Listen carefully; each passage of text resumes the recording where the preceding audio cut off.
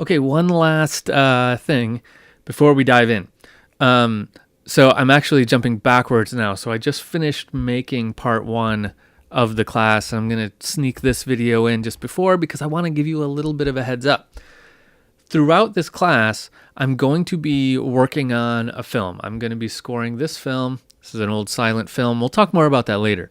But I just want to point one kind of silly thing out, and that is while I'm working on this film, I'm going to be, throughout this class, really kind of composing in a very kind of transparent way so that I'm kind of thinking out loud and I'm telling you what I'm thinking and walking you through my process and using the techniques that we're talking about in the class. This is not going to make for the most brilliant film score that I've ever done.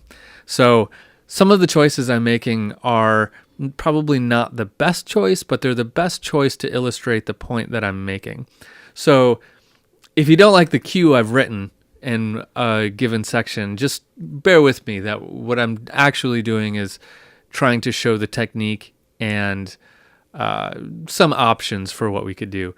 This is all a very polite way of saying I'm trying to write really fast while I'm doing this so I can walk you through it, and just don't blame me if it sucks.